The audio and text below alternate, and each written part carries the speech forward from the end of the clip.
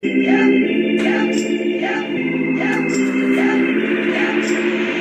up, folks? G-Funk is in the house! Compliments on. What's going on, folks? G-Funk is back in full effect.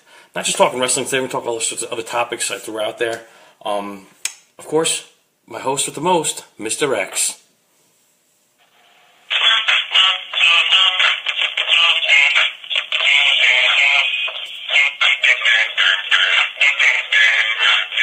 Yo, G-Funk, what it be? Love the new theme music, bro. It's hot.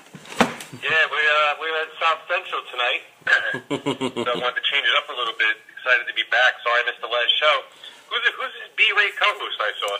My man, Jay Breezy, man. He's a long-time wrestling fan, good friend, and also a very well-known wrestling historian. He knows a lot more history of wrestling than I do. So I feel like Roddy Piper and Adrian Adonis showed up next week. I'm just kidding. He did a really good job, and I'm hoping one day we could all sit on the same panel together. yeah, that'd be awesome. So I threw it out there. Me and Mr. X decided to cover We're going to do our top 5 greatest wrestling rivalries and feuds.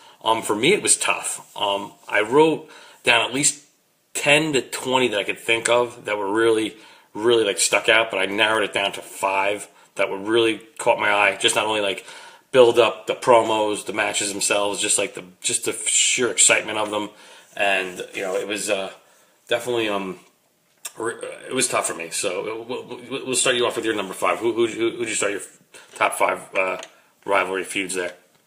So I just want to let you know, when I started this, I didn't do factions. I don't want to say factions. I did individual feuds. Yeah, me too. I know there are really no rules to this, but this is the top 5 one-on-one feuds of all time, in my opinion. Number 5 is Austin and The Rock. Just real quick, these two guys both hit superstardom around the same time. Different career paths to get there, where Austin worked in the Indies, he worked USWA, worked WCW, where The Rock was homegrown. Crowd rejected him at first, but they both peaked at the same time. Yep. And eventually it helped put them over as the winners of the Monday Night Wars. So number 5 for me is Austin versus The Rock. I mean, they had 3 WrestleMania matches. There's not enough that can be said about that, and I'm sure that's pretty high on some lists. Yeah. My number 5 is Bret Hart versus Shawn Michaels. Their matches were epic back in the late 90s, mid 90s, late 90s. They were WrestleMania 12. The Iron Man match by far was one of the greatest matches I've ever seen. It was well done. They put on a ridiculous show, but the build up, between Shawn and Bret and who's the best and this and that, and it was just the way they built it up to going up into that WrestleMania was probably the best promoted match they had for a while before, Hogan and all the other, before Hogan left, because Hogan's promos were always so good leading up to WrestleMania. But I think Shawn Michaels and Bret build-up was just as good. It was just like almost at the level of Hogan's build-ups. It was there to a point where I couldn't wait to see the match. And like the more they talked about it, the more they interacted it, the more it built up for me to like the match was going to be awesome. And it exactly was what it was. It was unbelievable. Yeah, I agree. It's on my list too, but much higher. Number 4 for me, I put Hogan versus Savage. I mean, this feud really had a few different legs to it. The first part started in 1985, before Savage was the Intercontinental Champion, where Hogan and him had that run. Then again, 1989, after Savage won the championship, he turned heel on Friday Night's Main Event, and he fought Hogan at WrestleMania. They had the Hogan face versus Savage heel run after Hogan won the championship. And then again, years later in WCW, and both guys were past their prime. They still managed to have a pretty good feud. So Hogan versus Savage ranks pretty high for me, number 4. Yeah, for me that was in my top 10, but it didn't crack the 5. My number 4 was, like I said, I watched a lot of WWE, but also what made me watch a lot of WCW was the Flair Sting rivalry, because those matches were great. That's my number 4. Flair and Sting to me were like the Hogan Piper of WCW, because they were both that good. Both, I think they all could talk. Sting wasn't much of a talk. Like, he was just starting to become more of a talker during his feud with Flair. Before then, he was kind of like, he talked and he was shouting. He was loud, of course, later on when it became Silent Crow Sting, where he didn't, it was Mr. Didn't say much, But when he was blonde, the blonde bombshell flat top Sting, he was woo and always talking smack. So I think, and their promos were really good. Their matches were excellent. Like I said, they were one of the reasons why I watched WCW, because for a while I liked Ric Flair. Sting was just coming up at the time, so he was kind of like catching my interest a little bit more, along with other guys in WCW. So to me, that's what sold me. That that was one of my favorite WCW feuds. Was Flair and Sting. Yeah, for me, moving on number 3, I put Vince versus Austin. And this is significant because this is really what put over WWF at the time over the top and in the Monday Night Wars. Vince became the number 1 heel in the business, and Austin was a perfect foil. And they ran that feud for over a year, and record buy rates and pay-per-views and shows and everything. So definitely the top 3 for me. Number 3 is Vince and Austin. Oh, my number 3, yeah. My number 3 was Rock Austin. Yours was your number 5. Like I said, The Rock and Stone Cold, like I said, they came at the same time. They both had huge popularity. What was good about them is they were both good. And like The Rock, I tend to lean more. He's a little bit better. But Stone Cold, they could cut great promos. They fed off each other so well in interchangeable, promos and stuff. And their matches were great. Granted, their first match was great. The last one at WrestleMania, where it was Austin's pretty much the last match, wasn't as good. Stone Cold was kind of a little bit beat up and suffering. His knees were definitely. Granted, he wore the knee braces, but he still was. He wasn't looking like himself. But it's still a great match. But I said their first 2 matches were probably way better, I thought. But their whole rivalry made the Monday Night, put them over the Monday Night Wars, and made the Attitude Era what it was. I think with those 2 guys. Yeah. Moving on, number 2 for me, and this one was really my childhood, was Hogan versus Piper. I mean, Piper, I think, back in the early to mid 80s was everything a heel should be. And what made this feud really work, in my opinion, Piper never put Hogan over in the WWF. So Hogan never pinned Piper in the WWF. As a matter of fact, Piper only been pinned a handful of times in the WWF. Just thinking off the top of my head, Bret Hart, WrestleMania 8. I can't even think of any others. Yeah. But it really added to that feud, and he was perfect for Hogan, even though Hogan was significantly bigger than Piper.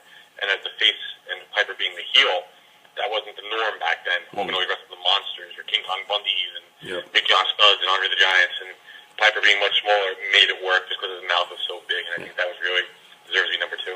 Piper and Hogan was my number 2 as well.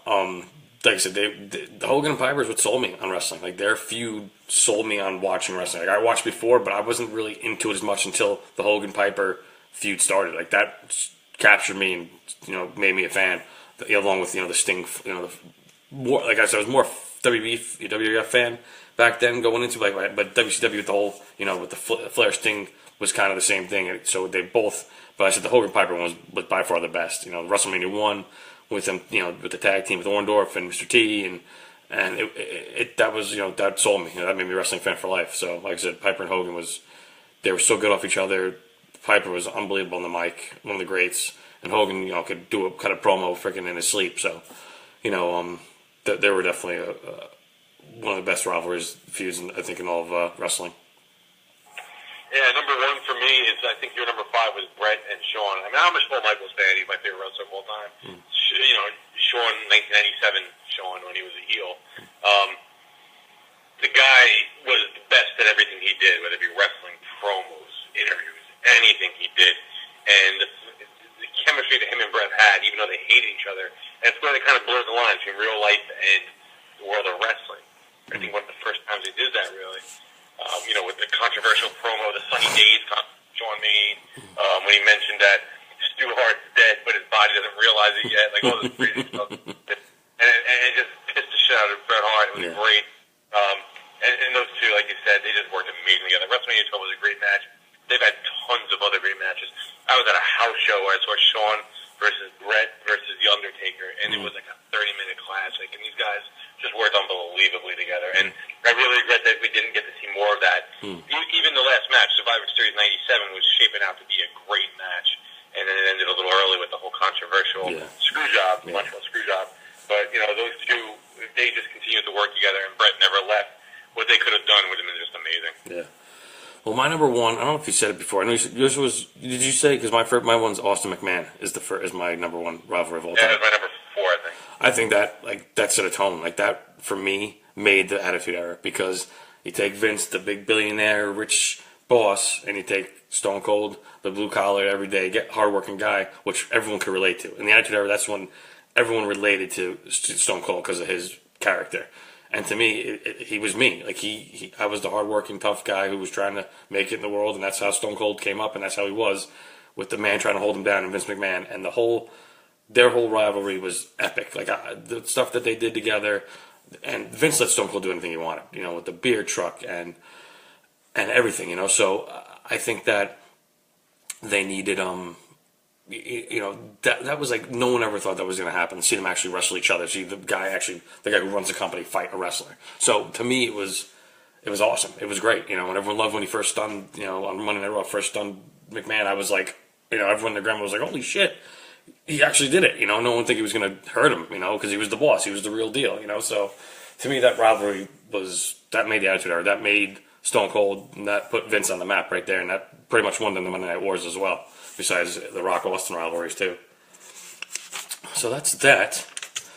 I was told by Dewey Humboldt, who hopefully is watching, to give any suggestions for NCAA Final Four picks. Like I said, not a big college basketball fan. I watch a little bit, over the course of the season. I watch some of the bracketology, even though I don't know what the hell it is. Like to me, NCAA basketball is like freaking math, because who the fuck's getting picked, who's going where, why does this team beat this team, why is this team going in, this team isn't. So my Final Four for you, Dewey, I'm going to do it real quick.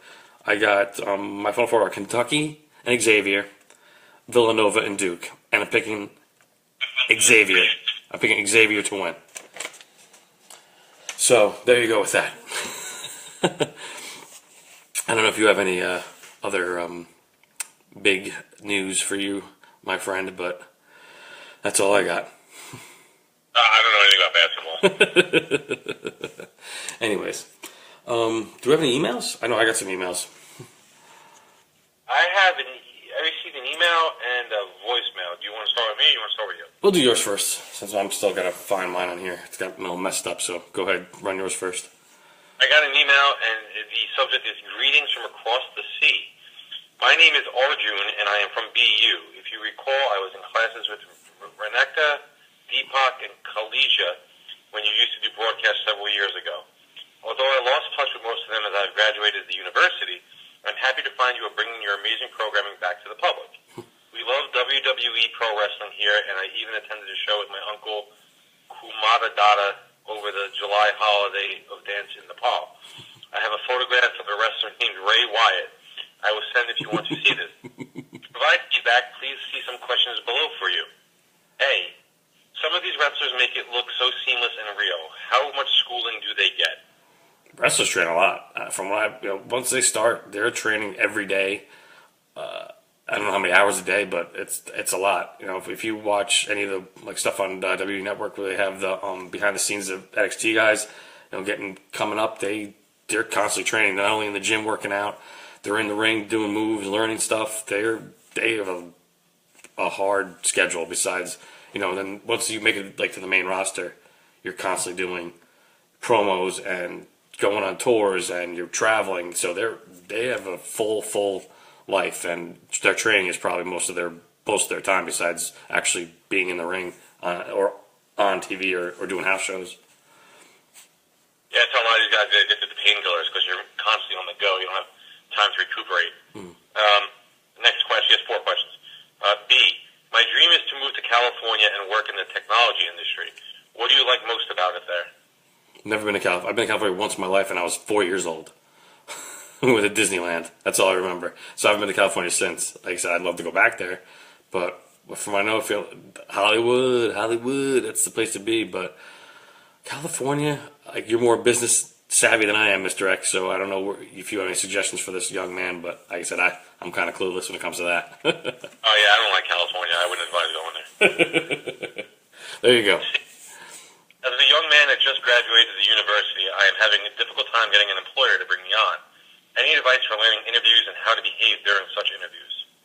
You just gotta be confident, eye contact, firm handshake, and like I said, just be honest and be yourself. That's all you can do. It's up to the person to determine whether you're right for the job or not. And you just have to be confident.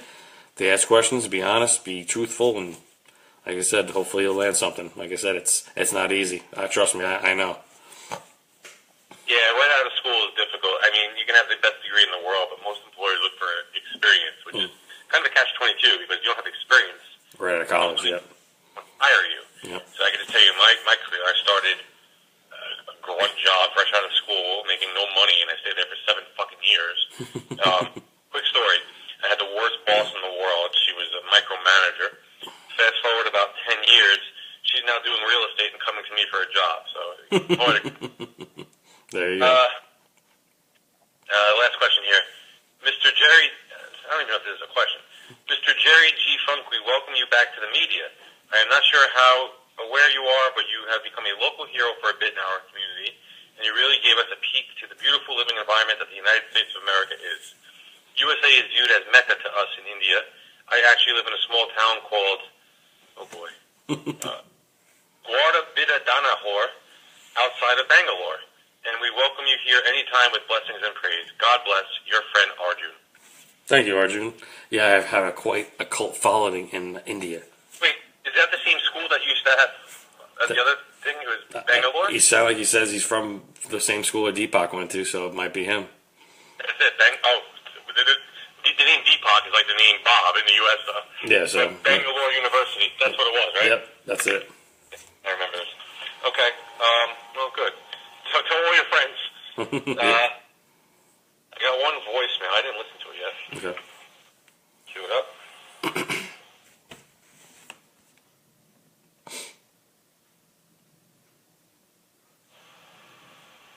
Hey, T-Funk. This is Jim Ash, Big Jim from Nebraska. I've been loving the shows. I'm loving the wrestling stuff. I understand you turning the topics over now. A wider range of things, man. I was thinking there's a lot of disappointment in being a wrestling fan, but with you guys losing his match or people coming and going, retired and getting hurt. Sorry. Anyways, I just wondered how you deal with disappointment, in your personal life, man. Maybe you just, give a little wisdom to all of us. Anyways, thanks a lot, man. Fucking power to the people, G-Funk. Love you.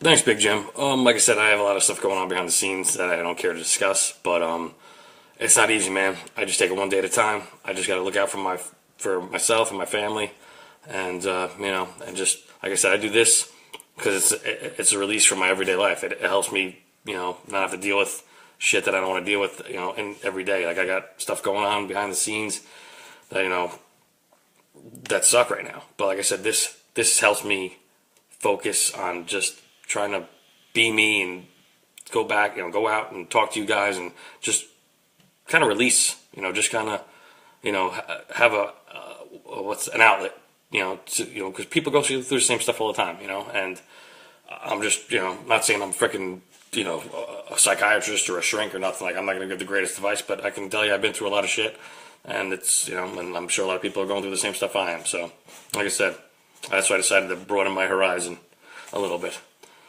Anything else, Mr. X? Is that all you got, or? Good. Yeah, that was a good answer, G-Funk. I felt like that guy got a little emotional, and and I agree. This isn't our full-time job, but this is more of an outlet, and it's fun to bullshit and interact with people we don't know. There's people from around the world reaching out to us. I've never done anything like this before. G-Funk asked me to come co-host a wrestling show, and it's evolving. And I'm proud to be part of it. And what was his name? Jim. Big Jim. Big Jim, hang in there, man. It can't rain forever. Yeah, I think he sent us an email a couple weeks ago. I think too. He sounded familiar his voice. You got a memory like a fucking elephant. I don't remember anything. I think it was him a few weeks ago. I remember that the voice sounded familiar. And Big Jim, he's from Nebraska. When he said it sounded familiar. I got a few emails here. One from John Wynn, who also sent me. He mostly sent me the questions. Actually on Facebook. John asks, "Have you ever dressed up as a wrestler at a Comic-Con or for Halloween?" Yes, I did. 1 year, I was young. I was like maybe 8, 9 years old. I dressed up as Hulk Hogan for Halloween, and I did dress up as the Undertaker for a Halloween party years ago. Like I don't even know how long ago. Like I think probably late '90s, early 2000s. But also, he's like, your best WC match you've ever saw. Oh, G-Funk. I can't answer the question, too. Oh, I'm sorry. I didn't know. I dressed up as Macho Man Randy Savage a few Halloweens ago. Oh, that's right. You told me that. I My remember wife dressed up as a Power Ranger, and later we went home and had sex. So I had sex with a Power Ranger. that. Yeah, but she said, ooh, yeah. Okay, John's next question is, best WCW match you ever saw? Whew, man, I saw a lot. Sting and Flair put on numerous great matches. I think the best match I ever saw was Ric Flair and Ricky the Dragon Steamboat. Their matches were epic. Like they fought one time for almost an hour, and it was by far. G-Funk, Flair Steamboat was NWA. It wasn't WCW. Oh, wasn't? Oh. Yeah, no, that happened in '89. Oh. Right? Oh, wait, maybe it was WCW. No, they did. No, they did wrestle in NWA and WCW. Yeah. Okay, Yeah, maybe I'm wrong. but they're good. The good matches. Actually, WCW only had the one match. NWA had more matches. Oh, okay, I'll take it back. I'd say WCW was definitely Sting and Flair was probably one of the best matches I saw. And there was one with Eddie Guerrero and Dean Malenko, which was really awesome too. At one of the Monday Nitros. They had a lot of good matches in ECW. For me, WCW best match, and this is kind of towards the end of WCW. Bret Hart and Chris Benoit had a fucking classic for the Owen Hart tribute that they did in Kemper Arena, and it was a great match. I mean, two great wrestlers. I heard about that. I didn't see it, but I heard about it. Yeah. His next question is, what advice can you give me to get a girlfriend? Well, I'm married, dude, so I'll tell you right now. Be yourself. Don't try hard. Don't. If you're not funny, don't try to be funny. If you're not smart, don't act to be smart. Just be yourself. And like I said, I've told other people have asked me this question before a while ago, and I said if people don't like you for the way you are, man, then they're not worth your time. And it's hard to find people who have the same interests nowadays. So like I said, you find someone who likes not many women like wrestling. If you find a girl who likes wrestling or likes whatever you're into, lock her down, man, because I can tell you right now, my wife hates almost all the shit I don't like. She kind of likes wrestling, but not to an extent. She likes to watch the Total Divas, which I got her into, which that's the only thing she really likes watching. Otherwise, she likes to watch wrestling with me once in a while, but she's not really into it. And the only thing she does like, which I thank God she does, is the Yankees. So otherwise, we probably wouldn't be together. But anyways, what's the most? But G-Funk, I mean, be honest. You ever go to a live show? You ever see what the women look like? I mean, I'm not trying to badmouth our audience, but most of the shows I've been to, the women look like my uncle from Detroit. Yeah, they're not. You get a rare few here and there, but they're not. They're not all Miss Elizabeth-esque. So. Even they show the women in the crowd that are good looking, they're related to the wrestlers. You're probably 9 times out of 10. You're probably right. And so, what's number 4? What's the most childish thing you still do? Watch wrestling and play video games. But up there, I'll watch wrestling till my eyes pop out of my head, and I'll play video games till I get arthritis because I love them both. For me, I'm a 41-year-old man doing a fucking wrestling podcast. You figure it out. Yeah. Hey, here we are. Number 5. Everyone has prejudices. What's one of yours? People ask me if I'm prejudiced. That's one of my prejudices. Anyways, okay. I got another one from Buddy Delph. Sends me an email. Let's see. Hold on a second. Hope you read my email. Glad all questions are open because I'm curious what you... And Dr. X, it's Mr. X, not Dr. X. But, I'm pretty sure he likes that. You're a doctor. You got ranked up, Mr. X. Dr. X. Yeah, that's what he put Dr. X. I think he probably meant to put Mr., but he busted it. Mr. X. Didn't you see WrestleMania 1? He's all right. First question: what do you think will be the ending scene at WrestleMania? From what I've been hearing, supposedly the final main event is going to be Kurt Angle and Ronda Rousey versus Triple H and Stephanie, which I'm totally against. I'd rather see it be either Nakamura versus AJ or Roman Reigns versus Brock, which I'm leaning more towards the SmackDown main event because I've seen Nakamura and AJ fight in Japan, and their wrestling match was phenomenal. Granted, they were younger, a little bit younger than they are now, but I'm pretty sure they're going to put on a freaking ridiculous match at WrestleMania. But what do you think, Mr. X? I think the ending scene is going to be The Undertaker successfully defeating John Cena in his final match, finally, and John Cena will get up, hold his hand up, leave the ring, and the screen will go to dark with the Undertaker leaving for his final match finally. But he'll win. He'll be John Cena. Hopefully. Greatest overall in-ring performer of all time. Shawn Michaels. Shawn Michaels, and probably Shawn Michaels is up there. I want to say AJ Styles right now, and Seth Rollins are probably Balor are probably like the best in-ring performers, but of all time, Shawn Michaels hands down. Yeah, no question. All time, Shawn Michaels. Currently, AJ Styles. Steve Sean asked live, Jerry, old school wrestling or current wrestling? Talking 80s and 90s.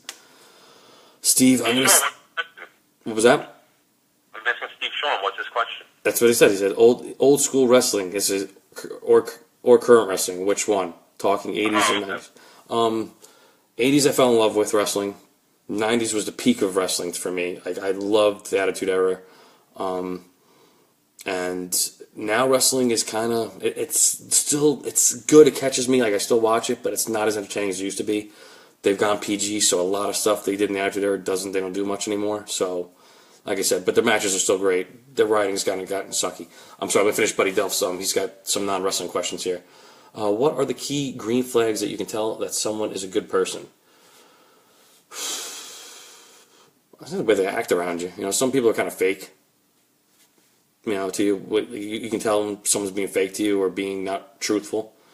Like I said, to me, it's someone just the way they are, their mannerisms, the way they talk. If they don't looking in the eyes, you know, they're kind of, you know, I don't know. I just think some people you can just tell right away if they're not a good person or not. I think there's really two ways you can tell someone's a good person. Number one, it's the way they behave when they don't think they're being watched. That's really the key. It helps out what the person's integrity is like. And for a spouse, if the person changes the toilet paper on the toilet paper roll. His next question is, what are some useful formulas in Excel you can suggest to a high school freshman? Dude, I am computer illiterate, so I can help you there. Mr. X? Excel formulas, you can't go wrong with conditional formatting. I highly recommend it. It's under the format ribbon. You can check that out. You can remove duplicates. You can conditionally format based on any criteria that you want. And there's all sorts of duplicative formulas you can use in there that you don't even have to know by heart. Highly recommended. Good. You have something better because I have no clue about that shit.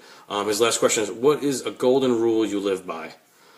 Golden rule I live by is, you know, one day at a time. Take care of yourself, take care of your family, and just be yourself. You know, he says, thank you, G-Funk and Mr. X. Love the show. Wish you could do a live show from Canada one day. Maybe someday we will, Mr. X. I mean, buddy, maybe we will. And my last email is from... Wait, real quick. I see Steve Sean, who I know, that's my man, talking Rick Martel days, AWA.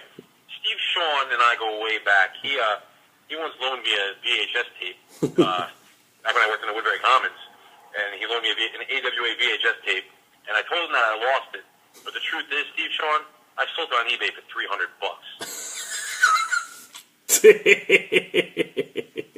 That's funny. Curtis Charleston asked, the Dynamite Kid. Dynamite Kid was an excellent performer. He died way too young, though. He was all juiced up on steroids. Pat Perzillo says, Ultimate Warrior. Ultimate Warrior was also roided up, and he died young, too, even though they put him in the Hall of Fame, and then 3 days later he died. Go figure. My last email is from the one and only Michael Rappaport. He says, let me ask you some questions. Were there really 2 Ultimate Warriors? See, someone said there was, and then I don't really believe there was. Someone said he wasn't like a twin, but there's someone who looked almost exactly like him. I don't know. There was a guy. No, there wasn't. Yeah, there wasn't. Ultimate Warrior in WWE. Yeah, but he left him when he came back after WrestleMania 8. He was on steroids. He was a lot smaller. Yeah. He's commonly confused with Kerry Von Erich. Yeah. And also years later, WCW had a knockoff named the Renegade. They were not the same person. Yeah. But there was only one Jim Hellwig, the Ultimate Warrior. Yeah. His next question is, how do wrestlers bleed? They have little razor blades, man. There was actually one thing I saw on YouTube. They were showing one match where Triple H taking his razor blade, cutting himself, and sticking it in his trunks. Like, it was so, like, the cameraman didn't pan away in time, and they saw him do it. It was pretty funny. Describe. He's like, what's it? Last good comedy you saw. I haven't been to the movies much, but the last one we saw, Daddy's Home 2. which wasn't that good. It was okay. The first one was funnier. And that's the other one I'm not going to touch because I don't know anything about arms, weapons, and stuff. And the other one was a pretty vulgar one with Lita Stong, which I don't want to get in trouble with the missus, so I'm just going to skip that one. But otherwise, guys, keep sending emails because, like I said, it gives us more to talk about, makes the show go a little bit longer. And like I said, we're not just going to be doing wrestling anymore, so comments, questions, emails, jerrygman2376 at yahoo.com. If you have wrestling questions, send them to WrestleTalk2018 at yahoo.com. But otherwise, that's it. Anything else, Mr. X? You got anything to add? No, I think this is a good show. Keep the questions coming. When you send the questions, just be sure to let us know your name, where you heard about the show, where you're writing from. Glad to see we have some of the Indian connection coming back. Yeah. Grab some new names. Grab some new viewers, hopefully. But folks, until next time, me and Mr. X will be back. Who knows? Like I said, just keep an eye on my Facebook page, and if you can't catch the video live, I got my G-Funk rants on my YouTube channel. Check it out, folks. Until next time, we gotta go. We'll see you when we see you. We some Southern boys with the promised strength.